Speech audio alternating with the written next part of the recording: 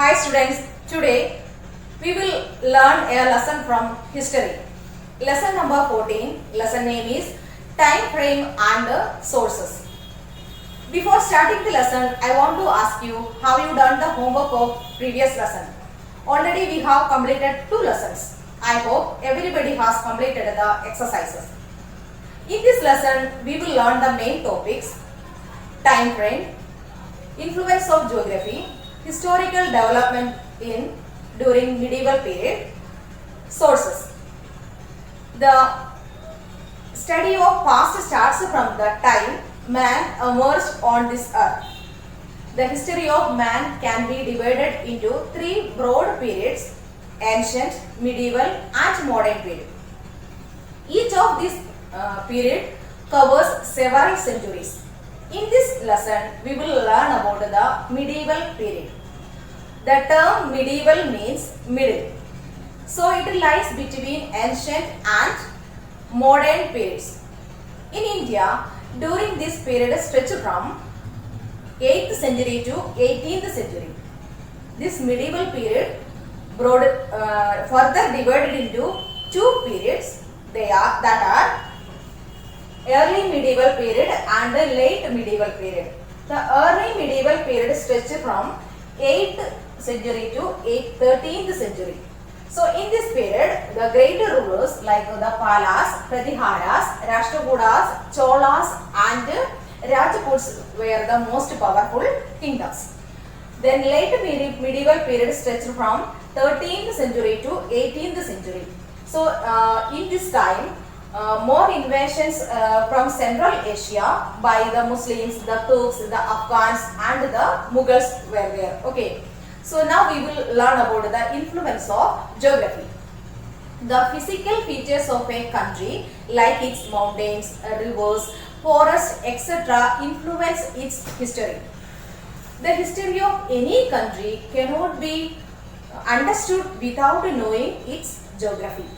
So India is broadly divided into the geographical divisions: the Himalayas, the Indo-Gangetic Plains, the Thar Desert, then the Deccan Plateau and the Peninsular Coast. Okay. So now we will learn about the historical development during medieval period.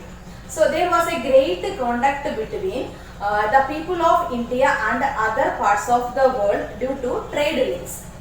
So the India borrowed many culture or a tradition from the cultures of these people.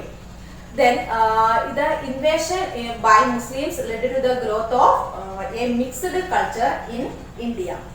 Then Muslims dynasties provided a suitable rule to the country. This led to the increase in trade and economic growth. Then we can say that Islamism spread in India this period. Same thing that Bhakti and Sufi movements also spread in medieval period. Now we will learn about the sources. Information about any period is available from 2 main sources, that are archaeological sources and literary sources. For the medieval period, there is an abundance of these sources. So first we will learn about the archaeological sources. Temples, mosques, forts, palaces, coins, tools, inscriptions, etc. are the main archaeological sources. They give us an idea of social, cultural, art, political and economic history of that time. Okay. So first we will learn that archaeological sources: monuments, temples, forts, palaces, mosques were built by the great rulers during that period. So the monuments tell us about the engineering skills of architecture and the brilliance of artists of medieval period. The next one is painting and sculptures. Painting and sculptures tell us about the customs, food habits and the dress styles of medieval period. We can say that if we see the pictures, paintings, sculptures of medieval period, we can understand what type of food and what type of clothes they have used. Okay, so the next one is inscriptions. Inscriptions were the record of the royal proclamations, that means public informations and the religious instructions given to the people. Okay, inscriptions means the written record. Okay, so the last one is coins. Old coins have a great historical value. Plenty of coins of the medieval period have been found. The Mughals, the Cholas, the Sultans of Delhi and other regional rulers issued many coins which were unique to their kingdom. Okay, so the writing of these coins mostly had the name of the ruler and the date of an issue. Okay, so some coins had the emblem of the dynasty on the coins. Next one, literary sources.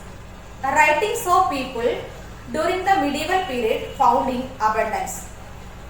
The early medieval period, people wrote on palm leaves, bark of birch trees, sheep leather, wooden blocks, stone tools, stone tablets, etc. Okay. So during the 13th century, that is late medieval period, people slowly started to use paper. Some of the literary sources are chronicles, autobiographies, biographies, travelogues, translations and religious literature. Chronicles means scholars often wrote about the rule of kings and about life in the kingdom where they lived. Most kings had court chronicles, that means who wrote about their rule and dynasties. Most of those writings are in Arabic, Persian, Turkish, etc. Okay, so they also called the court chronicles. Some important court chronicles are Bilhana, Kalhana, etc. Okay, now we will learn the autobiographies. Autobiographies means these are the self-written accounts by some important kings. Some important kings are Firoz Shah Tughlaq, Babur, Jahangir, etc. Autobiographies means self-written accounts by some important kings. Next one, biographies. Biographies, these are the accounts written of king's life, of king's life by some court writers. They are Abdul Fasal, then another one we can say Gulbadan Begum. Okay, so biographies means these are the accounts written of king's life by court writers. Okay, next one, travelogue. Travelogue means a court historians only focused on kings, his family and wars. In order to find about the life of ordinary people, the books written by foreign traveler were very useful. Okay, so the travelogue means written by foreign travelers. Some foreign travelers, that means travelogues written by Ibn Battuta, Al-Baruni, etc. So the next one is translations. Translations means many books of religious and philosophy were translated into different languages. These helped in spreading our culture and history far and wide. That means translation of literary, that means philosophy and religious literature and all translated in other languages, so that the other country also can other country also know about our history and culture. Okay, so the next last one is religious literature. Religious literature means religious literature also tell us about the lifestyle and people of that time. Example, during medieval period and the later medieval period, Bhakti and Sufi movements were there. So they were wrote in contemporary poems. Okay. These are the main topics. Okay, main literary sources we have learned. Children, now our chapter is over here. Which are the main topics we have learned? Which first one is time frame. The next one, literary sources. then influence of geography, many topics we have learned that. Children, after watching the video, you have to read the lesson properly, because not only one time, 2-3 times you have to read that, because I have only discussed the main points of the lesson. So some other points also there, when you read the lesson you will clear with that. Okay children, till the next session, bye bye, God bless you, miss you all.